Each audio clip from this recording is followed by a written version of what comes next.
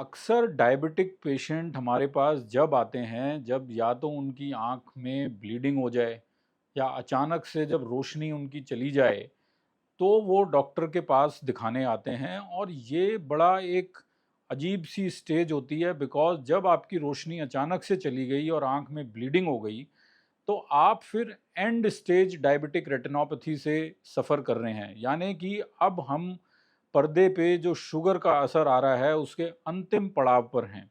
ये कोई एक दिन में नहीं बनती बीमारी। ये बीमारी धीरे धीरे करके जिस दिन से आपको डायबिटीज हुई है उस दिन से आपकी आंख पे धीरे धीरे करके असर आना शुरू होता है।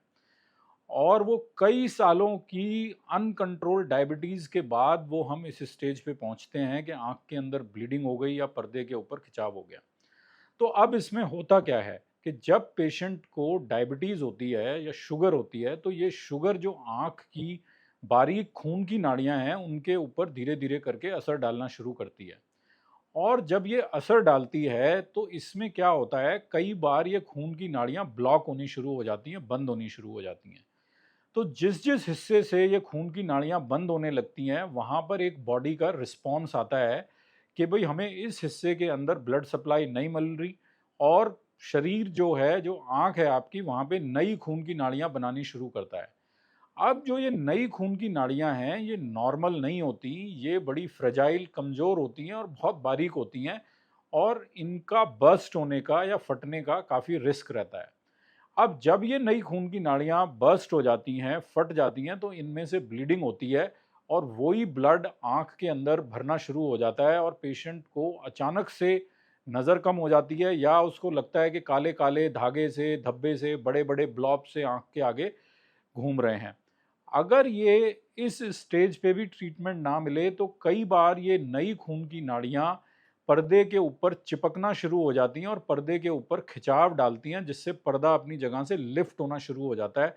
इस कंडीशन को हम बोलते हैं ट्रैक्शनल रेटिनल डिटैचमेंट, के खिंचाव की वजह से पर्दा अपनी जगह से हिल रहा है। और इस कंडीशन में भी किसी किसी पेशेंट में अचानक से नज़र जा सकती है, या पेशेंट को टेढ़ा मेढ़ा दिख सकता है, कटे कटे अक्षर दिख सकते हैं, इसके साथ काले धब्बे इधर उधर घूमते हुए दिखते हैं। तो ये सारे जो लक्षण हैं ये दर्शाते हैं कि भाई आपको एंड स्टेज, यानी कि आखिरी स्टेज में जो शुगर का असर आंखों पे पहुंच गया है वो हो रहा है। तो इसमें देखिए अब पेशेंट के लिए क्या इम्पोर्टेंट मैसेज क्या है कि भाई आप इस स्टेज तक पहुंचे ही क्यों। और सेकंड, जब पेशेंट हमारे पास इस स्टेज पे आता है तो उनका फिर ये एक्सपेक्टेशन होती है कि डॉक्टर साहब अब मेरा इलाज कर दो और अब पूरी तरह ठीक कर दो। अब उस टाइम पे उनको ये समझाना मुश्किल होता है कि भाई ये पिछले 8-10 साल की शुगर का असर है जो आज हमें दिख रहा है, और अब इसको 2-4 दिन में सारे प्रोसेस को रिवर्स नहीं किया जा सकता। तो पहला तो ये है कि जब से आपको शुगर हुई है तब से ही आपको अपनी डायबिटीज़ का ध्यान रखना है, अपनी आंखों का ध्यान रखना है। जिस जिस पेशेंट को भी जब पता लगता है कि भाई उसको डायबिटीज़ हो रही है तो उसी दिन से हर साल एक बार आपको अपनी आंखों का चेकअप कराना है। बिकॉज शुरुआती स्टेज में ये डायबिटीज़ का जो असर आता है आंखों पे, ये उतना ज़्यादा नहीं होता जो पेशेंट इसको अपने आप आइडेंटिफाई कर सके। ये सिर्फ एक प्रॉपर आई एग्जामिनेशन के बाद ही पता लगता है। बट अब अगर आप एकदम आखिरी स्टेज पे पहुंच गए हैं तो हमारे पास क्या क्या ट्रीटमेंट ऑप्शन है। तो देखिए, पहला तो इसमें आपकी पूरी एक आई की डिटेल एग्जामिनेशन होगी, जिसके अंदर कई केसेस के अंदर एक एंजियोग्राफी, एक ओसीटी और एक अल्ट्रासाउंड की भी ज़रूरत पड़ सकती है। ये 3 इन्वेस्टिगेशन जो कॉमनली हम पेशेंट्स के लिए करते हैं, जिससे हमें पता लगे कि भाई उनकी आँख पे जो ये शुगर का असर आ रहा है वो अब किस स्टेज में है, कितनी आँख के हिस्से को उसने असर किया है और अब क्या ट्रीटमेंट ऑप्शन उसके लिए अवेलेबल हैं। तो इसमें जो ट्रीटमेंट ऑप्शंस हैं, जो सबसे पहला ट्रीटमेंट ऑप्शन आता है वो है लेज़र। कि अगर आपकी आंख में ब्लीडिंग हो गई है तो इसमें ज़्यादातर केसेस के अंदर 3 से 4 सिटिंग ग्रीन लेज़र की ज़रूरत होती है, जो ग्रीन लेज़र हम एक एक हफ्ते के गैप के ऊपर डालते हैं। सेकंड ऑप्शन है आंख के अंदर इंजेक्शन। कि आंख के अंदर हम जो इंजेक्शन लगाते हैं वो जिस हार्मोन की वजह से ये नई ब्लड वेसल बन रही होती हैं, उस हार्मोन को ये ब्लॉक कर देते हैं और जो ब्लड वेसल बनी है उनको श्रिंक कर देते हैं। इससे आगे फर्दर ब्लीडिंग होने की जो चांसेस हैं वो कम हो जाते हैं। बट इंजेक्शंस में एक दिक्कत ये है कि ये आपको बार बार लेने की ज़रूरत पड़ सकती है।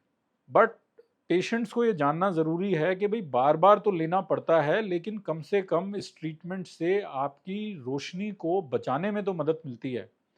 अब अगर लेज़र और इंजेक्शन से भी ये ब्लीडिंग का आपका सॉल्यूशन नहीं हो रहा है, ये ब्लड अपने आप नहीं एब्जॉर्ब हो रहा है, या पर्दे के ऊपर काफ़ी खिंचाव बना हुआ है, तो इसमें थर्ड ऑप्शन आता है सर्जरी, जिसको हम कहते हैं पार्स प्लेना विट्रेक्टमी, जिससे हम आँख के अंदर जाकर जो आपकी ब्लीडिंग हुई है, जो ब्लड आया है, उसको हम रिमूव करते हैं। पर्दे के ऊपर जो खिंचाव है वो सारा हम खिंचाव हटाते हैं, और जहाँ-जहाँ से ये ब्लीडिंग होने का रिस्क है उस एरिया को भी हम ट्रीट करते हैं, और साथ में जहाँ पे लेज़र वगैरह की ज़रूरत है वो करते हैं।